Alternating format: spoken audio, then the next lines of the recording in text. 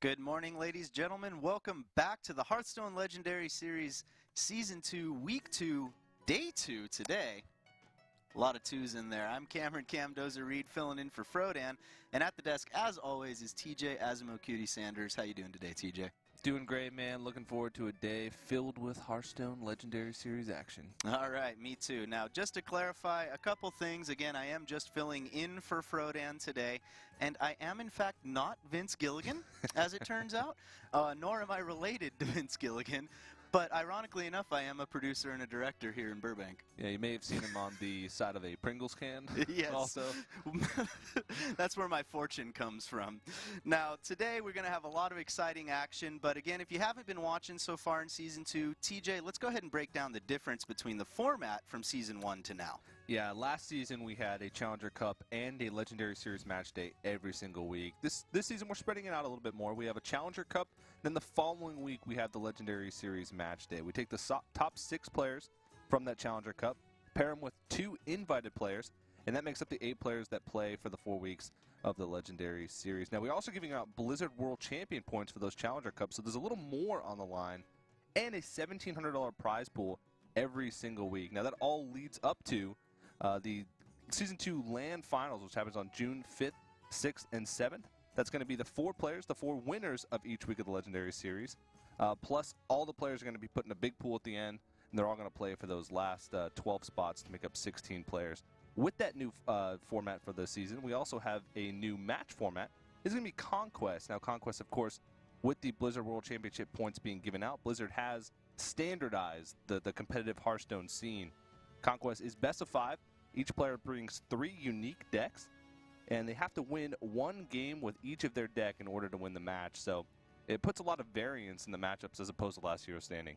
Yeah, gone are the days, as we said a few times yesterday, of just 3-0ing with 1 deck. This Conquest format really forces you to be a more well-rounded Hearthstone player, as opposed to an expert in 1 deck and maybe weak in a couple other kinds of different matchups. Yeah, and we used to see in last Hero Standing like the pick counter pick, and the winner of the first game usually went on to win the series because they had that counter pick advantage. Sure. So they'd win 1 game back and forth, so the winner of the first, of course, would win that best of 5. With Conquest, the loser can switch decks. So you're not necessarily guaranteed to play against the same deck you just did, even if you won. And if you win, you can't even play the same deck that you won with because that deck is pretty much benched once you win with it. And so it makes for some really interesting matchups in series. Now, of course, we do want to thank our sponsors for making all of this possible. That's Plantronics Gaming and Gigabyte. Go ahead and follow those links down below to support the Hearthstone Legendary Series and support yourself maybe by upgrading your home gaming rig. Now, also, we want to hear what you have to say about the matches today. Go ahead and tweet at ESL Hearthstone using the hashtag HLS. Also today, we're going to have a new segment that we introduced last week, so you're going to want to head over to facebook.com/ESL Hearthstone as well to participate in that. Now, of course, we are giving away not just the puzzle thing that we'll introduce later, but our just standard giveaway, ESL.GG/legendary giveaway, something on the order of 100 million packs probably by the time we've gone through all of them will be given out. That may or may not be an exaggeration. And, of course, there are Plantronic rig headsets available as well. 100 million packs, give or take about 100 million packs. Roughly. But there's still a lot of packs to be given away. There's plenty to be given away. Yeah. Now, before we get into today's action, let's go ahead, for those of you who weren't turning in yesterday, and take a look at Day 1's action. Yeah, in Group A at the beginning of the day yesterday, it was a really interesting group. We saw Lemurian, who was an unknown player. He 3-0'd Kalento to start the day, which was really impressive, and he got that automatic seed to the semifinals after going 2-0 in his group. Luffy, unfortunately, was eliminated, but he did have some pretty good matches. And Tom and Kalento were the 2 players who went 1-1, so they're going to be playing in their separate elimination matches today. And then, of course, in Group B, the mayor of Valuetown himself, Trump, went 2-0 in his group with a really impressive run.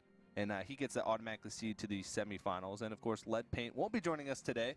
But it was fun watching his games. And Roger and Soundstorm are going to be the 2 players that are playing in those elimination matches.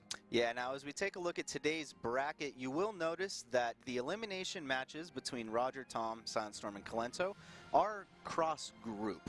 So this isn't necessarily an extension of the group play, these first 2 rounds. This is actually a whole new bracket that they've seeded into. Yeah, and of course, first game of the day is going to be Roger versus Tom. Both of our Taiwanese players. Mm-hmm. And you look at their names, Roger and Tom. Those really sound like Taiwanese players. But these guys are practice partners. They're not on the same team. Roger is on Wei Spider, and Tom is on Yowie Flash Wolves. Mm-hmm. But they do practice a lot with each other, and that's a trend for a lot of the Taiwanese players. Pin Ping Ho, Wei Fu, Frozen Ice. A lot of these guys, they're in the same Skype group. They practice a lot. A lot of times you'll see them bring out the same decks. Roger and Tom, though, they have different deck lists. So maybe about a week before, they probably said, you know what, not both of us can make it to those LAN finals. Not both of us can win this event. So we got to go our separate ways. And they did get matched up against each other in this, I guess, sort of quarterfinal or elimination match. The winner will move on to face, I believe it was Lemurian for that semifinal. So they still got a long road ahead of them, even if they do win this matchup. Now, the first match is going to be Rogue versus Druid. And then, of course, there's also a Warlock and another Druid for Roger, and then a Mage and Shaman for Tom. Yeah, it's hard to tell who comes out on top of this matchup as a whole, but right off the bat, I think Roger has the better of this first matchup. There was a couple decks that going into this, or he just wanted to dodge the Mage the first. He wanted to get a win with his Rogue against either the Druid or that Shaman. And Druid is actually a pretty good matchup for Rogue. A lot of times, Druid spends a whole turn playing a creature. Sure. Because they have a lot of mid-sized creatures. So in that mid-game, when a Rogue is really trying to build up damage, they just can sap a big creature, right? Build up a board, maybe refresh their weapon, get ready for a big oil turn.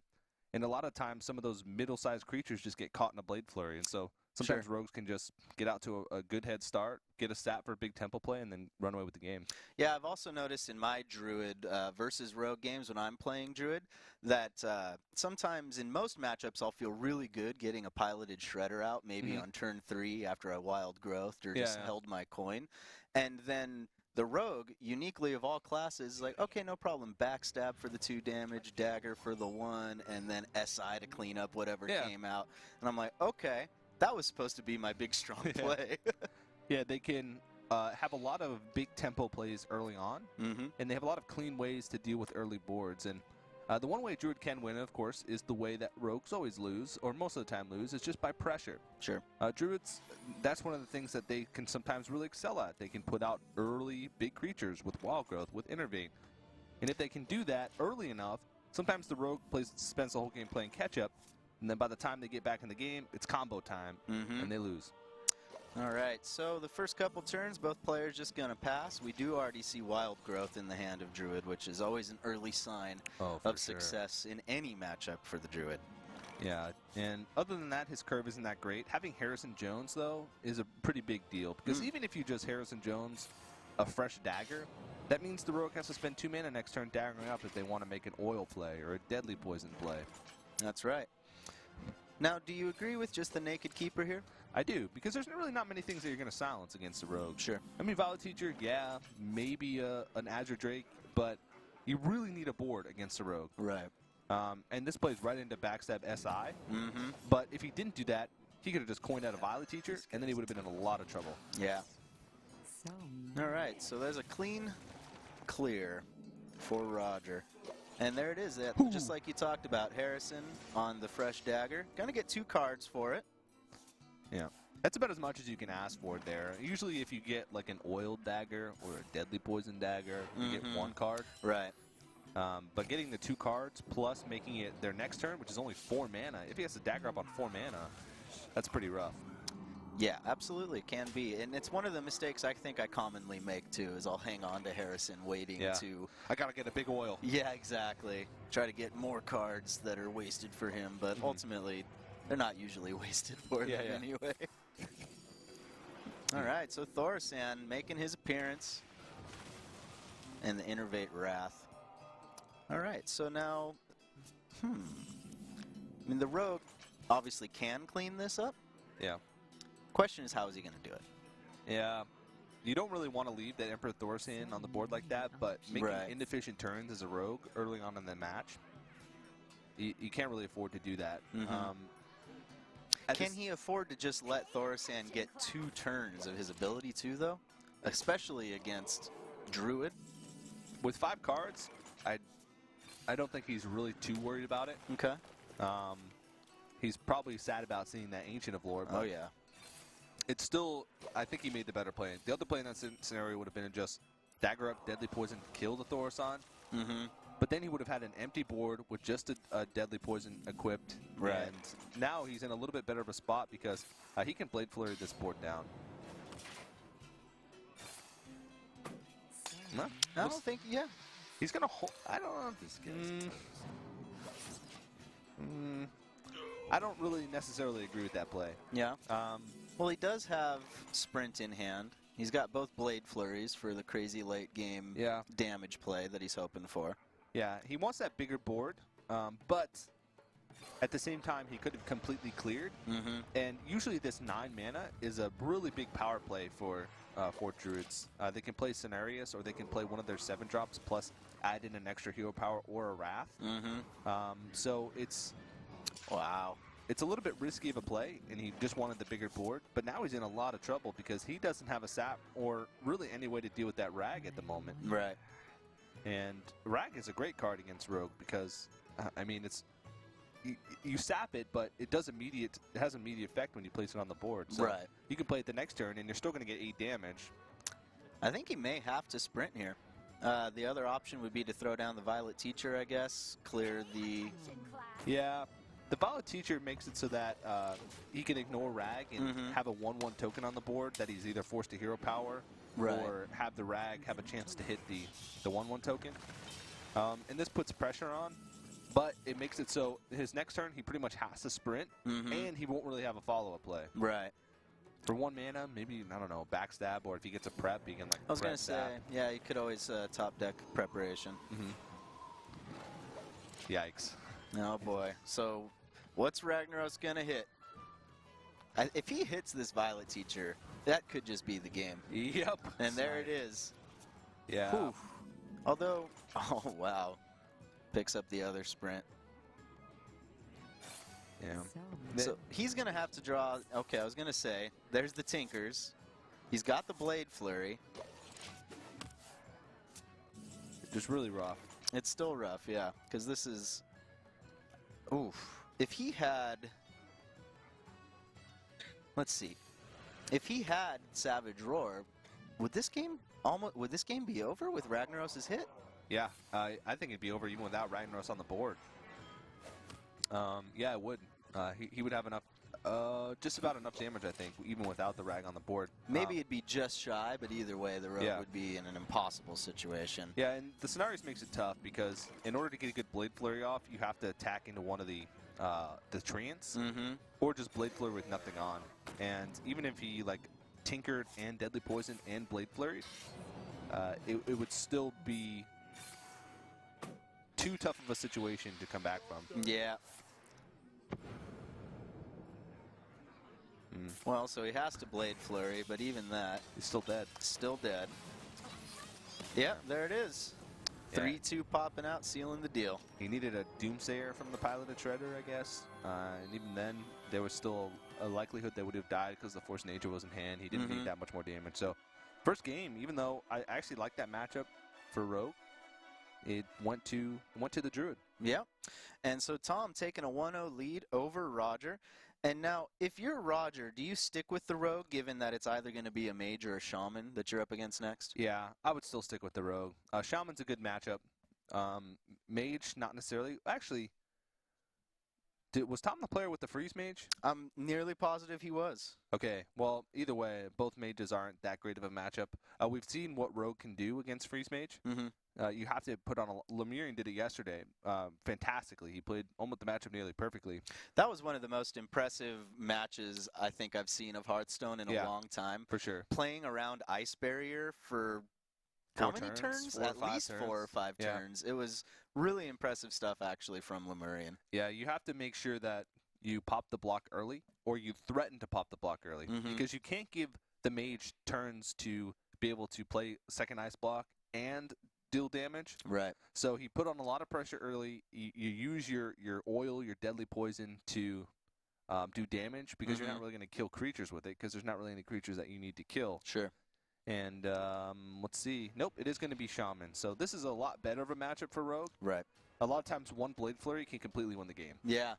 Yeah, because once the Shaman's board has been cleared, it can be very difficult to rebuild that board. Yeah, they spend a lot of their turns slowly building up their board, placing another totem, another smaller creature, while at the same time removing the opponent's board. Mm-hmm. And then eventually they get to that point where they get a big Flame Tongue or a big Bloodlust, or they just get a big creature on the board that's protected by all the little smaller ones. Right. A rogue doesn't usually get to the point where they let that happen. So Tom's mentality, probably knowing that Shaman is probably his weakest deck that he has to win with, though, in the Conquest format, just going to try to get that win early if you can. Yeah, that seems to be Tom's strategy. He plays Shaman very early, usually. He doesn't want to get to the point where he has to find a win with it later against one deck. Right. Because a lot of the times, Shaman has more weaker matchups than not. And he's probably disappointed that he's going up against the Rogue, but he's got a one-game lead, so if he can get a win with his Shaman right now, he's sitting really, really nice. Yeah, absolutely. All right, so first totem hitting the board. Piloted Shredder is a great card, though. You talked about it earlier that Rogues have better ways to deal with it, but it's still a lot of cards. Yeah, in this matchup, you want to make the Shaman or make the Rogue use their cards inefficiently. Right. Like getting him to clear a board full of totems with Blade Flurry. Right. Or just like a board full of totems and a Zombie Chow with a lot of cards. Or using 2-3 cards to kill one Piloted Shredder. Those are the things you kind of have to do. That is always the worst feeling when you're up against Shaman, as any class, is when you feel like you're forced to use your big AoE board clear, and all you've done, you haven't really killed a single actual card. It's just been tokens. Yeah. And this positioning here is pretty fantastic. This is the one thing that separates the Shamans that can actually play Shaman in competitive play from the Shamans that are just ladder heroes and say that they're great Shamans, but they would never stand up in a Conquest best of 5 against a pro player. He actually put the Zombie Chow in the middle because he knew that he wanted to trade that off first before he would start doing damage. A lot of players get into the habit of putting all their totems on one side, which when Zombie Chow is one of those cards where you want it in the middle because you want your your least important cards on one side and then your important cards on the other with the totems on the far right. But the Zombie Chow is something that you know you're going to trade early, and so you know you put that in the middle so you make sure that Flame Tongue totem has really great positioning. This hurts, but yeah, that's a little rough. And back to the Zombie Chow too, there's few things in Hearthstone that feel quite as good as a 1-mana card trading up to a 3-mana card or sometimes even higher. Inconsistency with his Zombie Chow placement. Yeah. That makes me question his initial placement if it was just an accident or if it was actually good. Because now, I guess he doesn't have second Flame Tongue totem. He doesn't have one in his hand. It doesn't really matter as much. Or maybe now that the game is going on a little bit later, he values that Zombie Chow over the totems more. Who knows? Maybe it was all just an accident. Maybe. Although, I doubt that in the case of these two players. Yeah. Okay, so Lotheb, pretty nice little pickup off the top. And going the aggressive route, knowing that he needs to eventually get a big damage turn anyway. He's got the sprint in hand to try to pick up a couple more of the pieces, although he's already got Poison, Tinkers, and Blade Flurry in hand. Yeah. Check first. Oh, wow. Hey, that's a nice little pickup. Yeah. Doesn't really do him much good right now, but not in this particular situation. As Shaman, that's a great card to have. Yeah. It's almost kind of a less good version of Flame Tongue. Just with a body. Yeah. Okay. I actually would have liked to see Neptulon there because he did have a follow-up play after he played Neptulon. But he might have been looking for a way to clear off this Lotheb on that turn. Like a crackle. Sure. Yeah, he may have picked up the read that the opponent, instead of taking the trade the last turn, hitting him in the face. Yeah. He's trying to set up for that big damage turn, so Yeah. I better kill as much of his board as I can while I can. Oh, and this makes it a really juicy Fire Elemental. All right. The Place. Shaman's starting to take control here a little bit, probably feeling pretty good, but look at the hand. of this rogue. Yeah, he's got a lot of options here. He's got everything he needs. Yeah.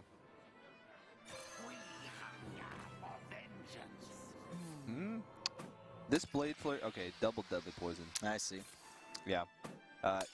It may seem a little bit wasteful because he's not getting the attack off, but attacking into the Tauntaun wouldn't have done anything. Wouldn't have made a difference either way, exactly. And if you think about it, he's basically trading 3 of his cards for 2.5 of his opponent's cards. Yeah. But he's gaining control of the board, so that's worth a half a card in itself. All right, so looks like maybe either a Neptulon Totem sort of a turn. Yeah. Other options would be, Paladin Shredder, Shredder, Totem, and Feral Spirit. He can, if he see, yeah, this might be the play. After you see a Blade Flurry is the time you want to flood the board, especially since he's seen both Deadly Poisons Blade Flurry. Sure. It's kind of rough that the other Blade Flurry is already in the hand of Roger. But I mean, you can never really predict that. And this is a calculated play. And Neptulon is a card that you save for when you don't have any cards left. It's sort of that card that when your opponent's exhausted a lot of their removal, and you know that you need to refill your hand, then that's when Neptulon should usually come out. So playing the board first and then using it is probably the better play. All right, well, there's the other Blade Flurry. Wow, he's at 12 health already. And he's already pretty low. It's like from residual damage as well. There it is. All right, what's he get? Always old Murkai. This is almost the exact same cards we saw yesterday, except there's a Cold Light Oracle. Yeah. Oh, all right.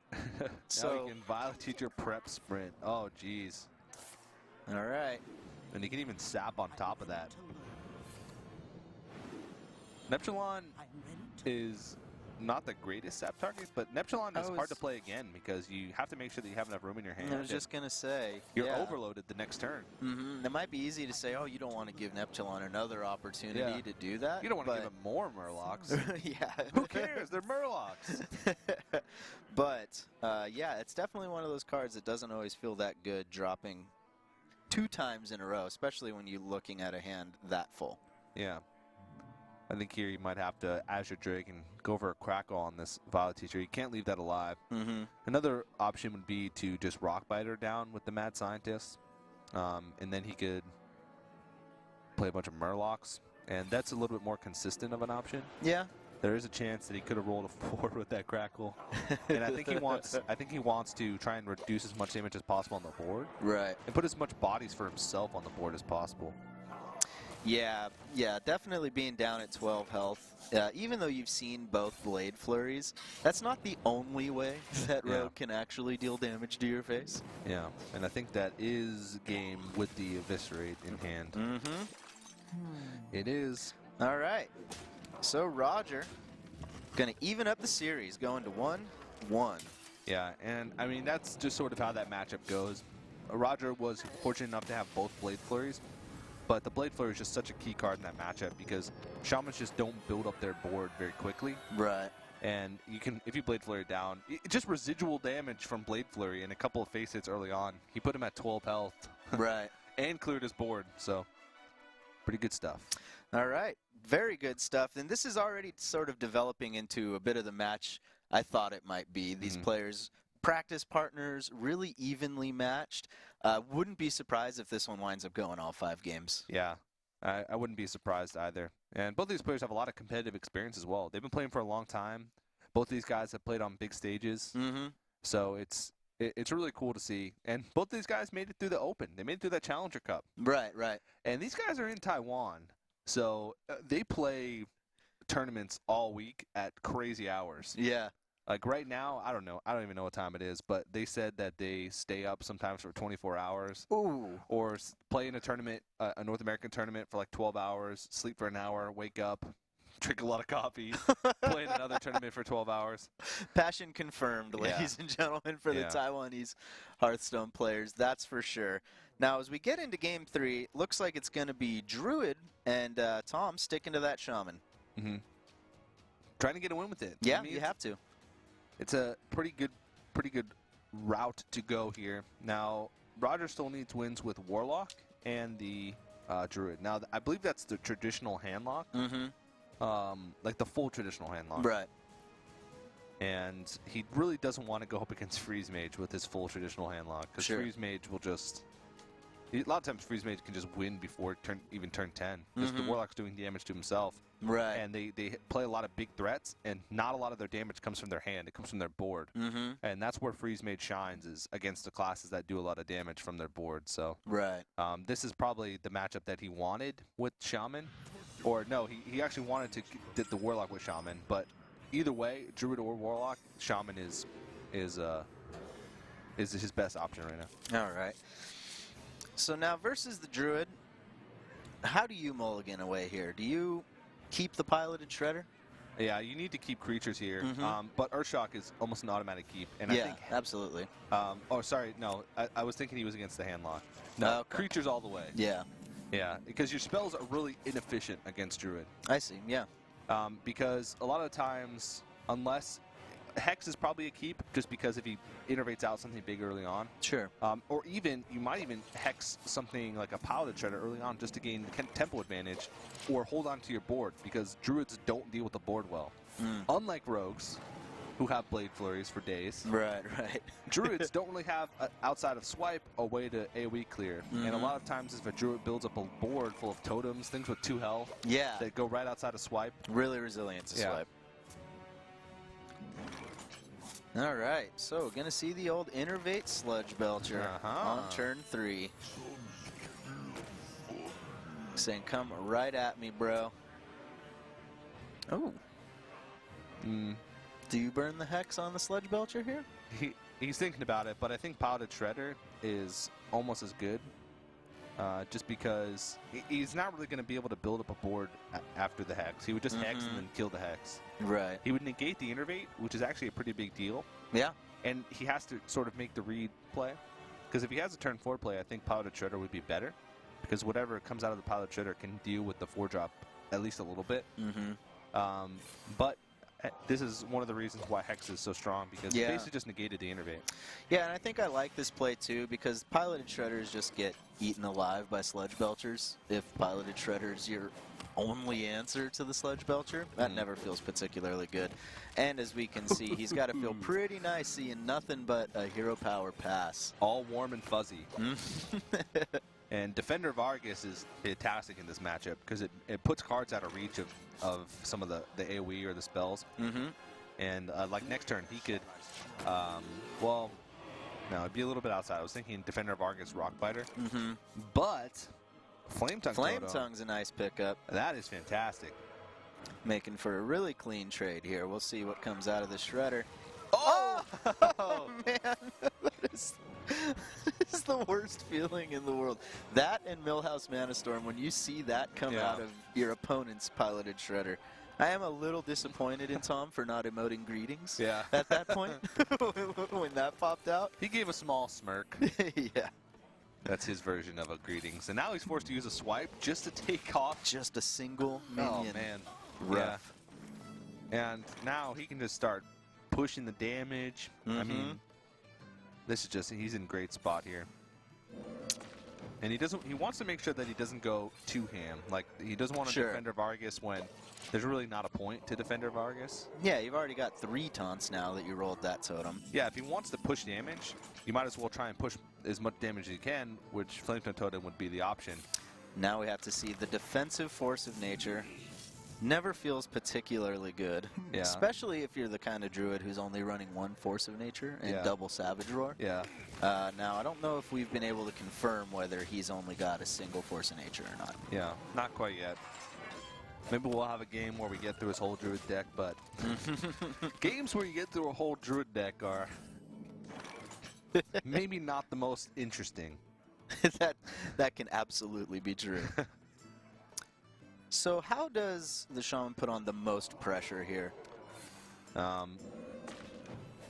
Okay, I guess he wants, I was going to say Fire Elemental, but I guess he wants to make sure that he gets as much benefit from the Battle Cry as possible. Sure.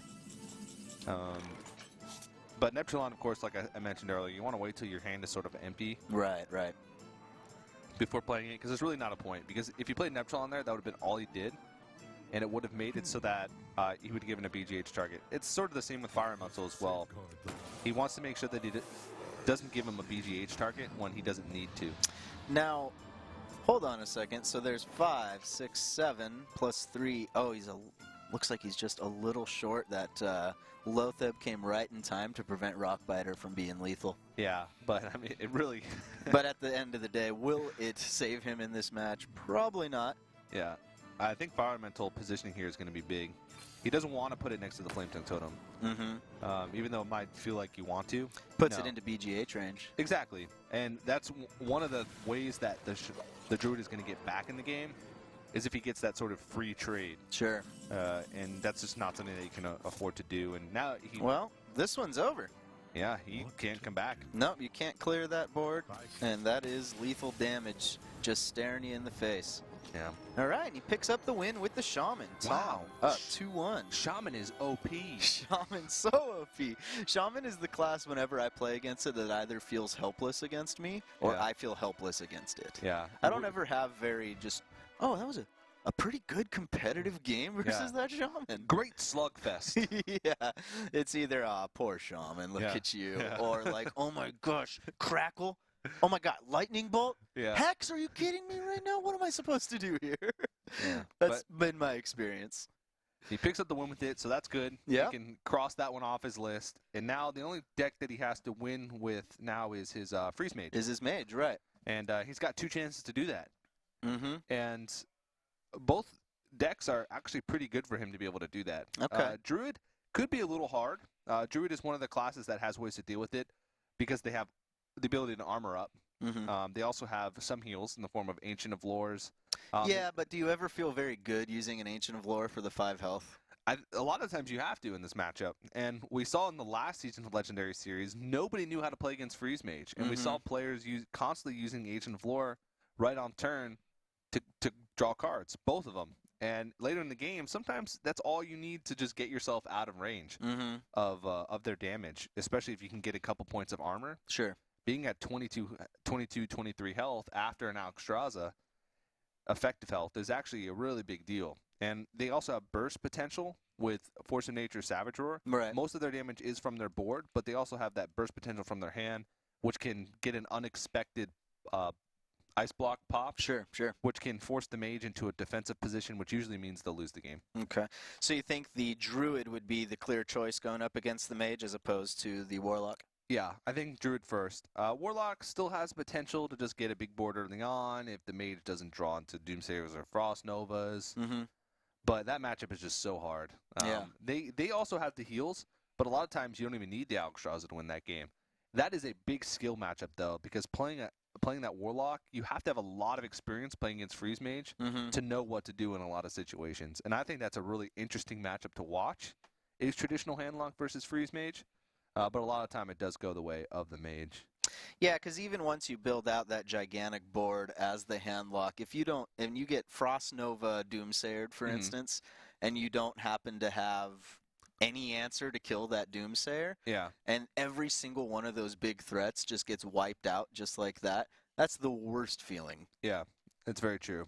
And, I mean, they do have, like, Double Owl. They have ways to deal with Doomsayer, but a lot of times they'll tap early on, and they'll get themselves in range of burst combos without even playing it. So they need, like, they need big threats, then silences for the Doom Guards, then anti-Q bots to get themselves back up to 30 to force out Alexstrasza's. And it just seems like the Mage has more opportunities to draw into, like, victory hands than the Handlock does, so... All right, well, let us know what you think, everybody watching at home. What deck do you think Roger should bring, given that he is up against the Mage, and it's going to either be a Druid or a Warlock? Tweet that at ESL Hearthstone using the hashtag HLS. Definitely interested in hearing what you think. I think we know what TJ would go with, though. Yeah. Maybe Roger's going to take your opinions into account, too. Doubt it. He's waiting for Twitch chat to tell him what to play. And he does go with the Druid, and I think this is well, I guess it doesn't really matter, because he has to win with both decks anyway. Right. He has to beat it twice. But, of course, he wants to try and get the win early. Momentum, maybe. Confidence, to get that confidence going into the last match, but still a tough matchup against anything that's not super aggro. Mm-hmm. Is tough with Freeze Mage. Yeah, absolutely. It's although it's hard to say. I never ever want to count Druid out of any matchup. You can. However You can favored the other class might technically Yeah. be, because all it takes is that Dream Curve, that Thorisan on maybe turn 4 or something Yeah. like that, because he had Wild Growth. Yeah. That's all it takes for Druid to win in any matchup, really. Yeah, Druid is one of the classes, or one of the decks that has, like, sort of, not auto-win, but almost auto-win tools. Not quite as auto-win as Mech Mage. Yeah, that's true. But decks like that are always going to be consistently good. Mm-hmm. Because over the course of 20, 25 games that you play in a tournament, with Druid, you're bound to get wild growth, big wild growth, or big innervate starts, or early combo draws. Mm-hmm. Early sometimes. And Mage just doesn't have, Freeze Mage just doesn't have those. They can have great hands, Mm-hmm. but none of their hands that they'll have, they always have the same win condition. Right. So none of their hands could be over-the-top auto-win good. Right. Yeah, Freeze Mage is one of the trickier classes to mulligan for, I believe, as well. Yeah, most of the time you just want card draw. Mm-hmm. Either Mad Scientist and card draw. Yeah. There's exceptions when you're playing against aggro classes where you'll hold on to, like, Frostbolt. But most of the time, it's just always going to be card draw. Frost Nova and Doomsayer have merit against faster classes too, or classes that you know will have big boards early on. Like, if I had Frost Nova and Doomsayer in my hand, I would keep it against, like, Mech Mage. Sure. So he opts, instead of going with the Keeper play there, to maybe either silence or just clear the Mad Scientist, to go for his Druid of the Claw. Yeah. Ooh. Choosing not to run in and get the secret, which must be the Ice Barrier at this point in the game. Yeah, he would. He played the secret there, so he would guarantee that he would get the Ice Barrier. Mm-hmm. Ooh, and he gets an Ice Barrier in his hand as well. Yeah. It's an okay opening hand, but really not too amazing here. Sure. Flame Strike is going to be really great, because Flame Strike is usually a fantastic card to have in your hand against Oh, yeah. against Druid. And he's priming him already. Yeah, yeah. Oh, Just yeah. getting it set up. 4 health. Gonna be nice and juicy. But in the meantime, he's gonna be able to clear all of the armor from this attack, but then that still is gonna have 25 health, and you were hoping to get him much lower than that with this board. I don't know, though. This is what you have to do, though, against Freeze Mage. Just put on pressure. Sure. You don't want to put that 4 damage or that 5 damage into the Acolyte of Pain, even though you're giving him another draw, effectively. Mm-hmm. It's all about pressure. Force them into a defensive position. Force them to have turns later on where they have to play defensive and can't build up an Alexstrasza or build up Burst or, like, Antonidas Fireballs. Mm-hmm. So. And Dr. Boom coming right off the top, right on turn 7. Gonna give him a little bit of survivability against Flame Strike here. Ooh, Blizzard, though. Blizzard would feel much better than Flame Strike at this point. Yeah. Usually you Blizzard before you play. You use Blizzard to prime your Flame Strike. I was just gonna say, softens everything up a bit. Yeah. In this case, though, he's afraid. I don't even know what he's afraid of. But that was a really risky play, because next turn he could have guaranteed that he would have been able to clear everything. Right. This turn, he knew that he wasn't going to clear the Dr. Boom for sure, and if the Boom Bots hit his Acolyte, he wouldn't have been able to clear the Sylvanas, which is exactly what happened. I think that's a little bit of a mistake. All right, maybe he felt a little comfortable, because he did have that Ice Barrier up, so that's 8 more health. He's effectively sitting at 29, not at 21. But now both Ice Barriers are gone. Doesn't have second Ice Block in his hand. It feels like it's going to get popped pretty soon. I mean, just Force Nature Savage Roar. The Savage Roar after already, a couple of hero powers. Yeah. Okay. So the Druid at this point is trying to basically just, if possible, where possible, pour on as much damage and get him as close to being able to pop that Ice Block sooner as possible. Yeah. Just building out a big board. But Blizzard's just going to... But Blizzard's just going to wreck that. Keep him in place. He's like, all right, he's already played Flame Strike and Blizzard. I can really just build a board finally. Yeah. But unfortunately not the case in this situation. Yeah.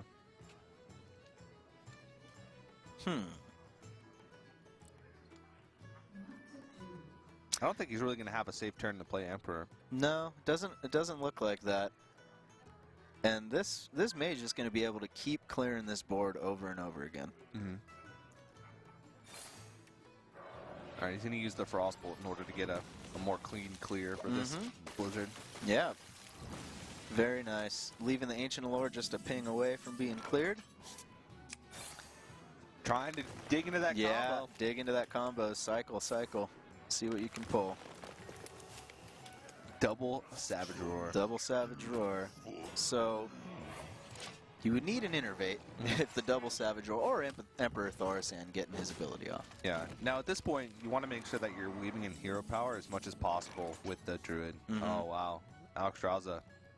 I don't think you're really not quite the turn yet, I don't think, to go for Alexstrasza. I don't know if you're going to find a better turn to do that, though. You know, you're right, actually, because there is Fire Blast and Pyroblast. Fireball and Pyroblast. Yeah, he might play the Emperor here and ping off the Ancient of Lore, but you want to get the Alexstrasza out sooner than later because you're not guaranteed a safe turn to play Alexstrasza later on. You could have combo next turn, pop your block, and then you not only have you not played Alexstrasza yet, but you also don't have the second block. So it feels like Alexstrasza this turn would give him the higher chance of winning. But I would be okay with the Emperor play plus the ping. And maybe even play the Blood Mage just for cycle to try and draw in a second ice block because you know it's going to get popped soon. Yeah, I think the merit to the Emperor play too is that if your opponent does have combo and he pops your block right now, you're hoping to top deck your second ice block, otherwise you probably lose. Yeah, so he goes ahead and plays the Blood Mage for cycle here just because he knows that he's going to need to draw into that second ice block. But reducing the cost of Alexstrasza and Archmage, that's pretty good. Yeah, and if it lives for another turn, which it won't, he can make an 8-mana Pyroblast, which is ridiculously overpowered. If that was ever in the game, my goodness, mages would be broke. Game would be broken. Yeah, clearly. You know what's even more broken than that? 3-mana Conecolds. Yeah, that would be messed up. 5-mana Blizzard, could you imagine that? 5-mana Blizzard, can't even imagine. How about it? What would an 8-mana Mind Control be like? Whoa. Brutal. Too strong. All right, so he's going to cycle, deal 1 damage first to set up for a clean swipe. And he does pick up the Force of Nature. Yep. So he'll be able to pop the block. And gets an armor. Yep. Those points of armor are a pretty big deal because that's extra health that he has after Alexstrasza. Wow, so what do you do here if you're Tom?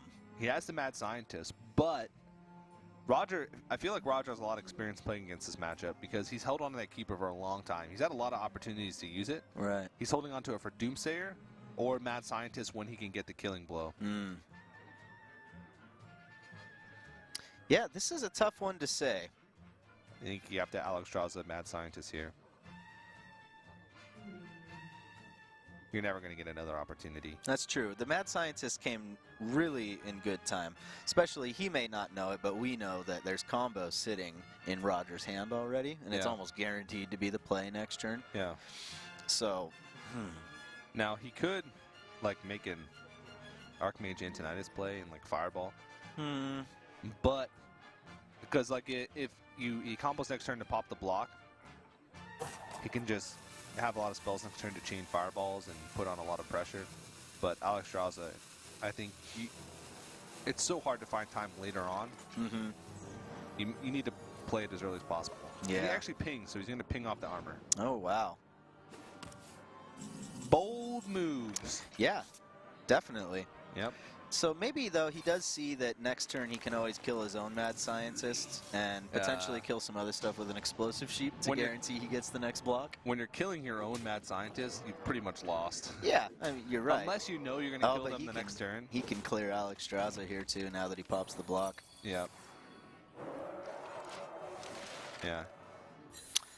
All right, so it's going to be a rough one. He's pretty much going to have to kill his Mad Scientist. Yeah. Especially with Swipe already in hand. Innervates for that armor, trying to make sure that he has as much health as possible so he doesn't die the next turn. And there's not enough damage in this hand. Oh! All right. Well, that's nice. Yeah, no problem. Now he can Archmage. Yeah, so you Archmage, Ice Block. And then... Ooh, that's it, though. Yeah, but then next turn, you can only deal 13 damage. He'll need... With the double fireball ping. So he needs to try to get through this. I don't think he can get through this Sludge Belcher unless he fireballs it right now.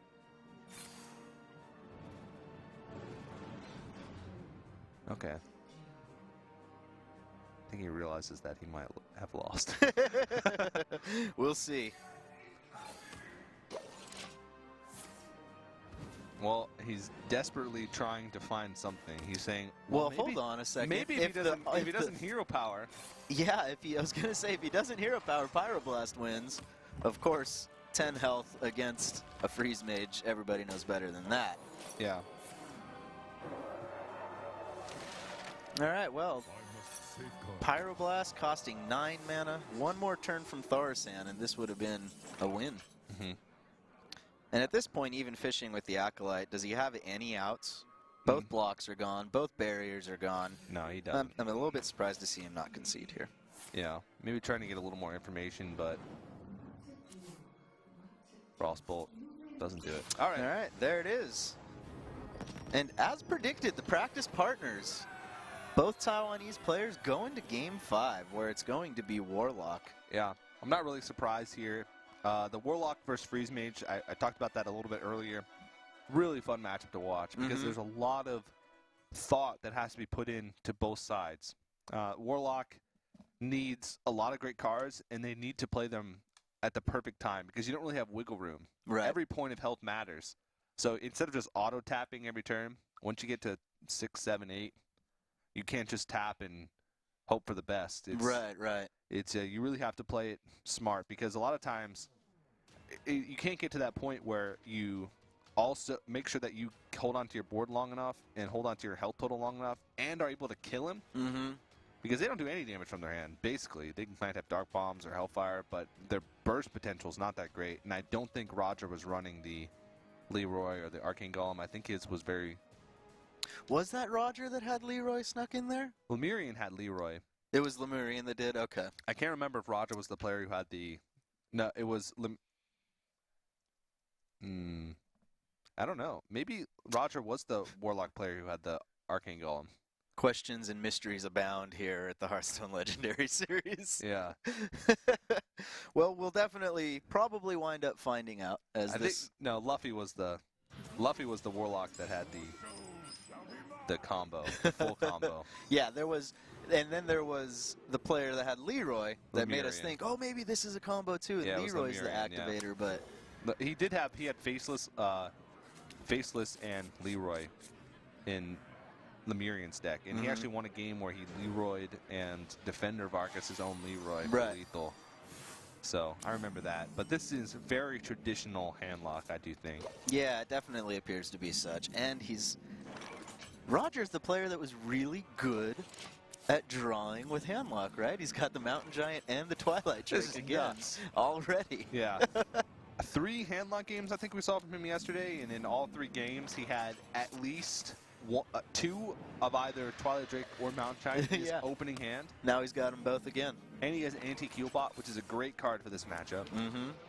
Yeah, as soon as you feel like, oh man, maybe I over-tapped here. Maybe I'm in range of all that burst from the mage. Yeah. Okay, I can just heal bot and put myself right back out of there. Yeah, he also has the Ironbeak Owl, which is going to protect his board from the Doomsayer, protect his Twilight Drake and his Mountain Giant. And so many possibilities. Okay, this allows him to fit his curve better because this way he can next turn play Twilight Drake or Mountain Giant, because otherwise he would have had like a floating mana. Right. And this way he gets an extra card plus throws his Ancient Watcher down there in a turn where he would have just played his Mountain Giant anyway. Right. All right, so he goes with the Giant, not the Drake. And we'll see. It probably... What do you think? Frost Nova here, clearly? Do you have to slow down that Mountain Giant, or do you just allow yourself to take the damage? Yeah, you can Frost Nova here, just because you have Blizzard in your hand as well. So next turn he could pile in a lot of damage, but those Mountain Giants are hard to get through. Twilight Drakes as well. He does have a lot of burn in his hand. He's got a lot of burn and a lot of stall as well already. Yeah. Blizzard.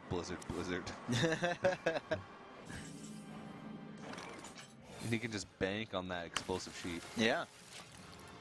Poking for 1 damage. Always. It adds up. Always it really intimidating.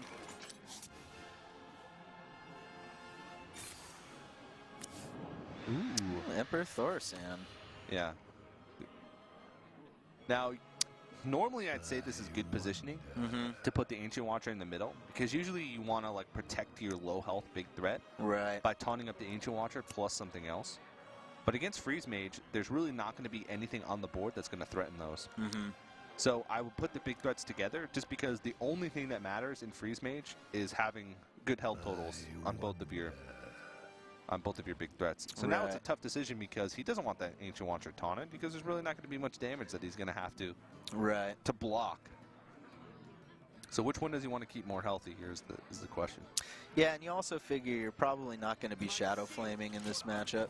Yeah. You know? So you might as well just have the Ancient Watcher represent a big wall or something. Yeah.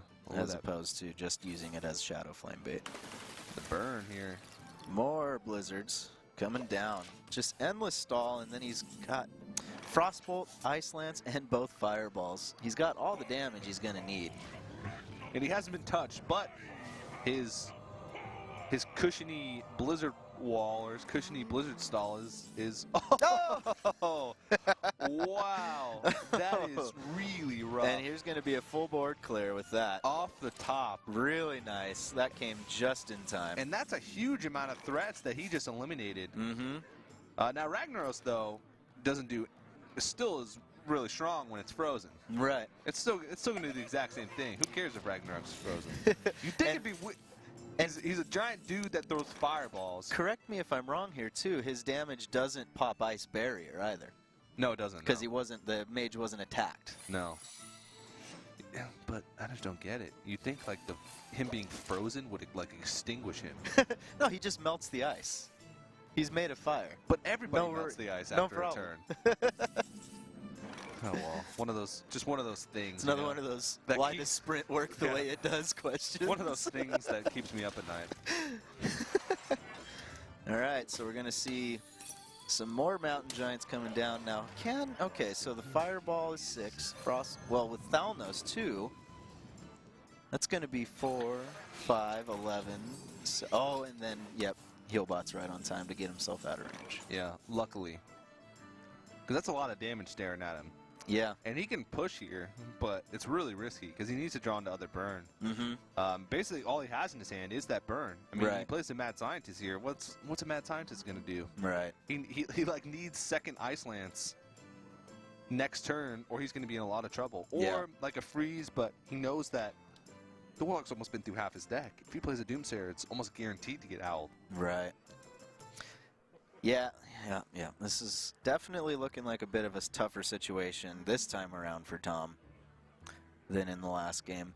He's really thinking about what's the best play here, because he's thinking, if I just throw all my burn out there right now, then what's left? Yeah. Right? And he's thinking, do I need to clear this giant? Right. But I think he's just going to Mad Scientist and ping the face. Like, oh, that doesn't feel very good. No. And that pretty much tells Roger that, hey, his hand is either burn or very situational spells. If he had Alexstrasza, he would almost for sure use it right now. If he had one of his freeze spells, this board is big enough to be threatening. He's really taking his time, and this is a tough turn. But it looks like he's going to go for the burn. Just go for it. Full YOLO. Probably gives him the best chance to win in this situation, really. Yeah, Draxus would basically lock him out of the game. But a Fireball top deck wins it. Fireball, you can Pyroblast. Yeah. But there's the other antique Healbot is there, so yeah, I don't think there's a way for him to win. Yeah, it's gonna be hard, that's for sure. Yeah. And then, do you throw Ragnaros down just to pop the block here? He needs to heal, so I don't think he can. Yeah, that is the safest. If he threw all his burn at your face, you know that he probably has Fireball. Right. Even though he doesn't, he probably wants to make him think that. Right. So I don't think he can throw it out here. And he... Oh! Almost.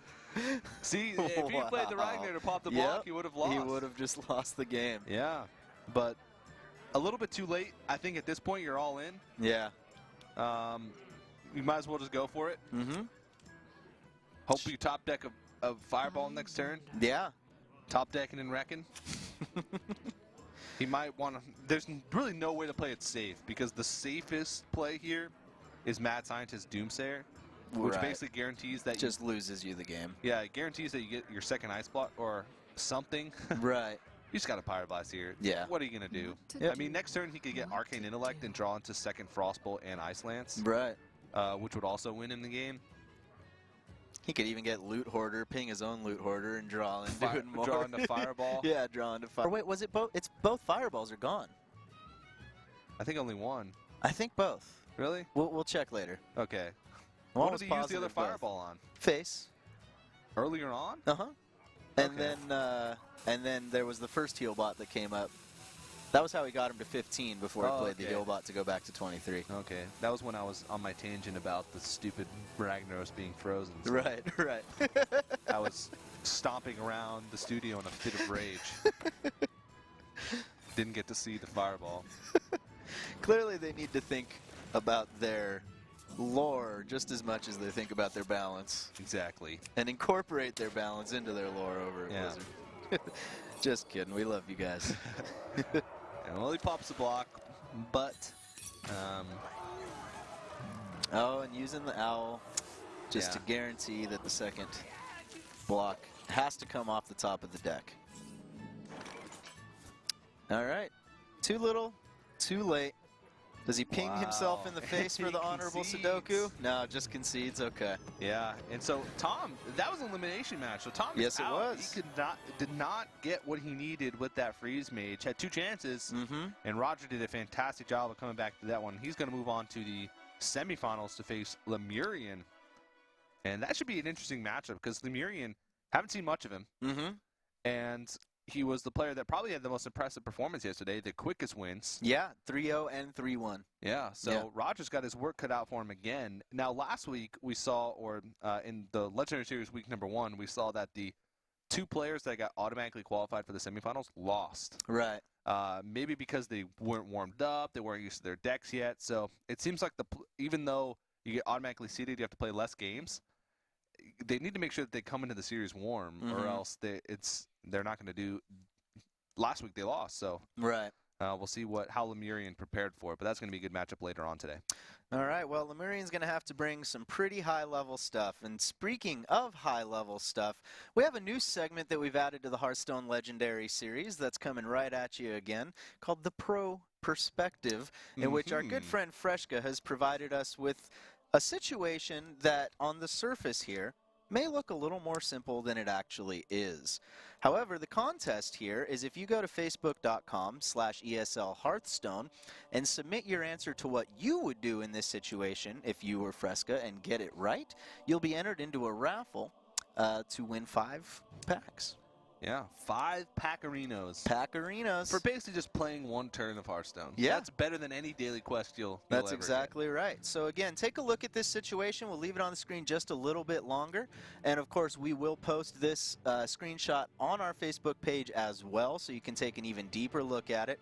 Think about what you would do and enter the raffle. Now, of course, we're also doing our normal weekly raffle. Go over to esl.gg/legendary Hearthstone to enter into that raffle for Plantronics rig headsets and more packs.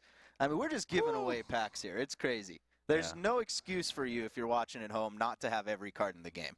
Yeah, I'm handing around a petition because I'm not eligible for the packs apparently. So if you see an army of angry Azumo supporters going around your neighborhood with a petition to allow Azumo to be eligible for the pack giveaways, just make sure you sign that. Okay.